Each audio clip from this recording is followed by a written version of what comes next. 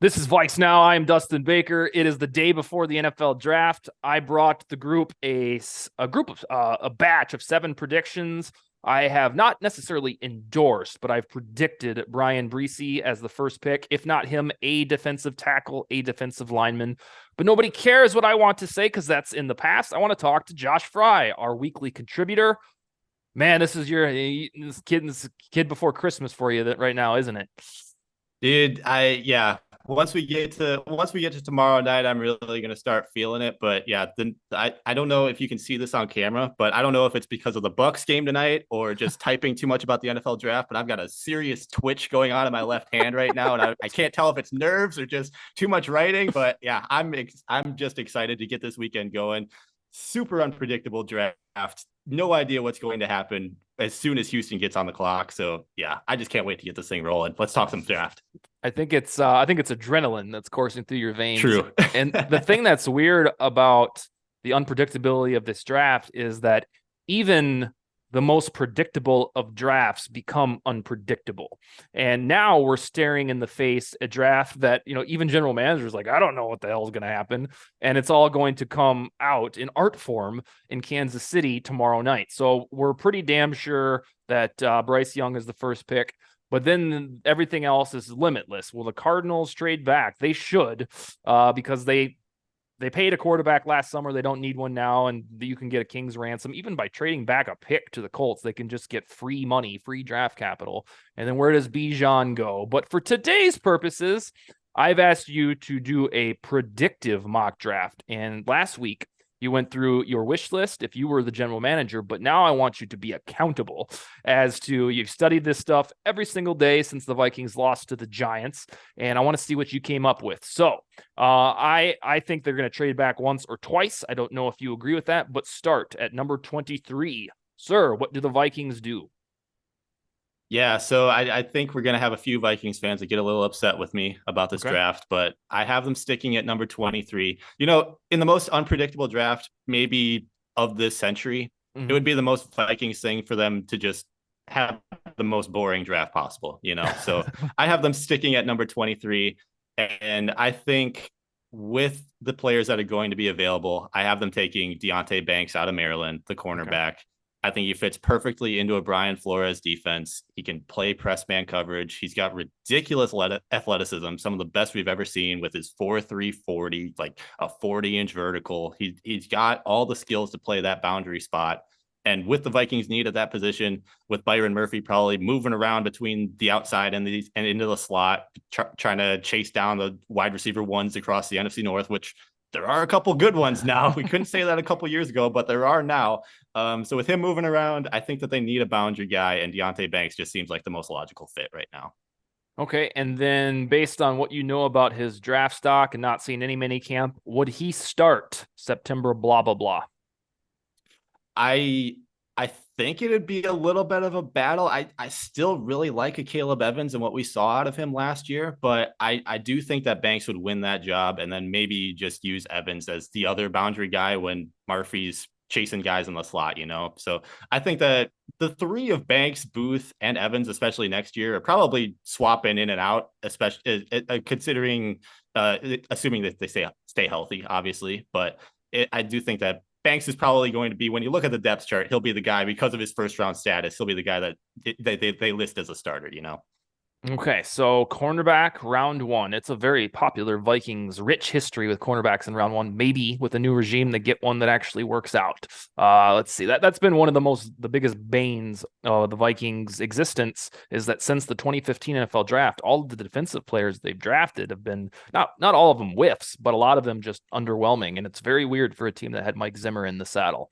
All right, so next, I guess we skip to the third round unless you have something to get you into number 2. What do we got? No, I think that they're sticking with just staying at 87 here. Looking at this wide receiver class, I think this is where they start looking at the receivers Okay. because who knows what happens in the first round with all those guys, with so many teams apparently only having Jackson Smith and Jigba with a first round grade, and then everybody else is presumably a day 2 quality prospect. So if receivers start falling, I think rounds 2 and 3, like especially those top 100 picks, that's when you're going to start seeing receivers start flying off the board. Like, I wouldn't be surprised if we saw 5 teams in a row in the second round take Ooh, receivers, just wow, okay. because of how many there are that are in this class that aren't going to be stars like a Garrett Wilson, Jamar Chase, but they can still produce. Like, they still know what they're doing enough to where they can contribute at an NFL level. And I think for the Vikings, taking into account the fact that we don't have KJ Osborne under contract long term, like, maybe he's a good enough wide receiver too for this year, but with Justin Jefferson's extension, Christian Darrisaw, TJ Hawkinson, Ezra Cleveland, somebody's not going to get paid out of this group. Like, there's going to be an odd man out that's going to go into free agency and sign somewhere else. And what if KJ Osborne's that guy? I don't think that's the most unlikely scenario. So I have them going with A.T. Perry out of Wake Forest. He's one of the few big bodied receivers, especially if you go into day 2. Like, he's one of the few guys that can actually play out wide rather than in the slot. And he really reminds me of an Adam Thielen type, where he's a really crafty route runner. He's not necessarily the most athletic dude in the world per se, but he's got the length to play outside. He knows what he's doing in his route running, and give him a couple years, I think he can be a 1,000 yard guy. So they go from AT Adam Thielen to year 2 WR2 AT Perry. Exactly. All right. So cornerback Deontay Banks, AT Perry, Wake Forest wide receiver. What's next? Next, we're going into round 4, pick 119. I talked to you a little bit about this guy off air, but Jartavius Martin out of Illinois, safety. Basically what I've described as the diet version of Bryant Branch. He's listed as a safety, but he played nearly 500 snaps in the slot corner for Illinois. He had 10 pass breakups in 2022, picked off 3 passes. He's got the ball skills to play there. He's not the biggest dude in the world, obviously, because he's listed at safety rather than corner. That's where he's primarily been playing, like slot, safety, free safety, that sort of thing. But I do think that he's got the physicality to play there. He can take over that position. Like, if Byron Murphy, God forbid, ran into an injury problem, I think that if you're not going to land Branch in round 1, this is a guy that you could presumably be able to plug in and take a few reps at that spot. Especially, like, you give him a couple years to develop, again, kind of like the AT Perry thing, where maybe he's not necessarily a huge contributor year 1, but year 2, year 3, I think this is a guy kind of like, honestly, Cam Bynum. You look at him, like, his 4th round pick, he's not necessarily the greatest thing in the world, but throw him in there a couple weeks, he can do some things for you. All right. That gets us into round 5, unless you've got a trade.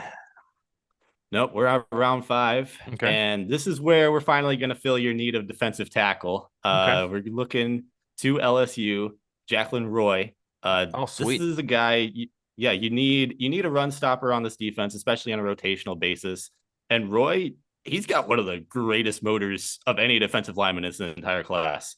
9 of the 14 games for LSU, including their conference championship game against Georgia Bulldogs, he played 50 or more snaps. Like, this is a guy, like, you can plug him in and he's going to be good to go for the entire game. Like, he's not going to run out of energy. Wow. It's kind of like a Dalvin Tomlinson, where it's like, you're not going to necessarily have, like, oh, he's got 3 sacks this week or something like that, but he's going to be able to step in there and just make the right play at the right time. He's going to be consistent for us. Like, we talked all, like, past 4 years, Dalvin Tomlinson has been, you look at his stat lines, it's been the exact same thing every single season. And I think that Roy is a guy that can fill that.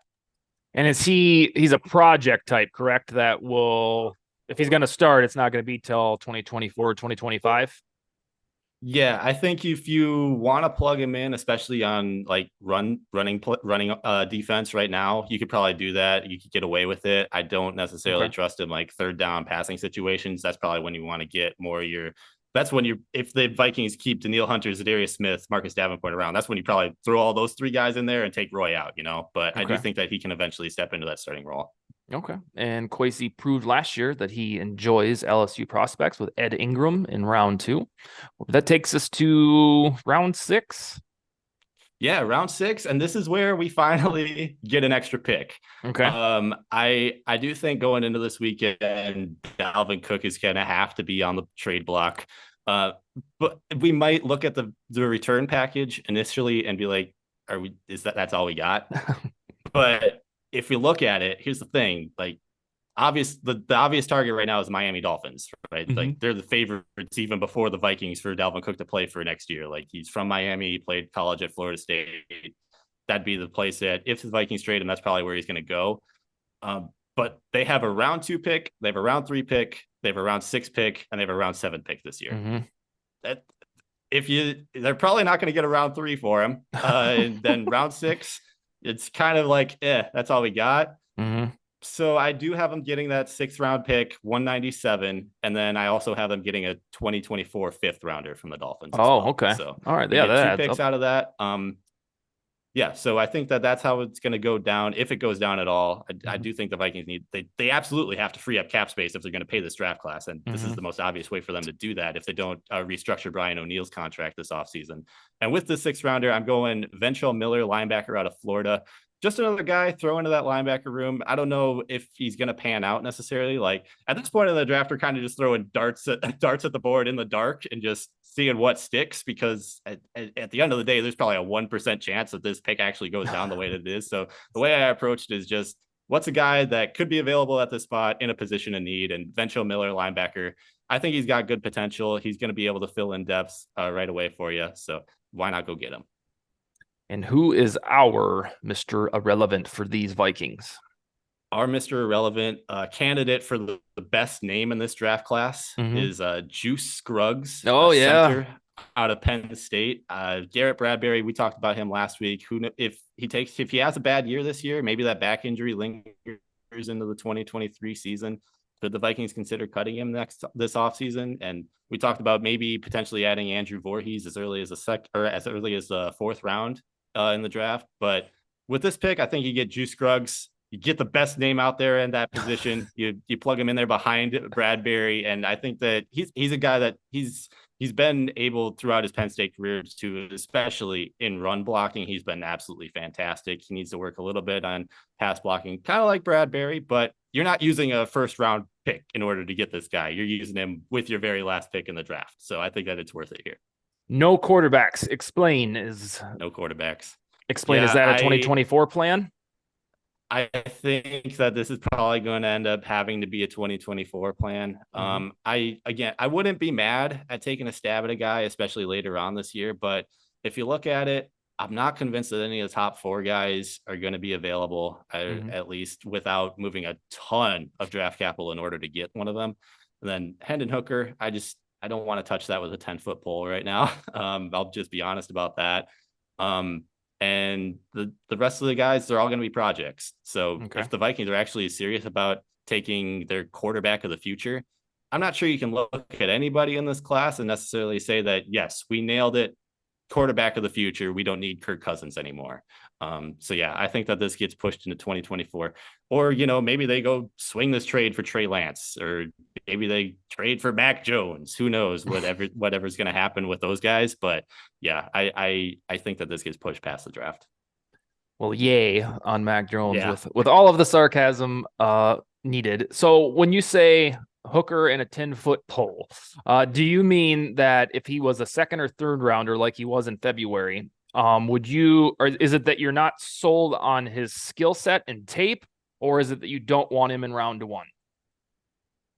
It's a combination of both. I think if you look at what the Vikings actually need right now, and I mean, let's be honest, they're going into 2023 looking to compete. Kirk Cousins is still the quarterback. He's going to be the quarterback. You have to go into the season with the mindset that you're going to go make at least one more run at this thing to try to win a Super Bowl. And if that's the mindset, I think you have to fill in the rest of your needs before you think about going and getting somebody for the future that's not even going to contribute this year. And there's just so many of those we've talked about them all offseason. Corner, wide receiver, safety, linebacker, all these spots that they need to fill in.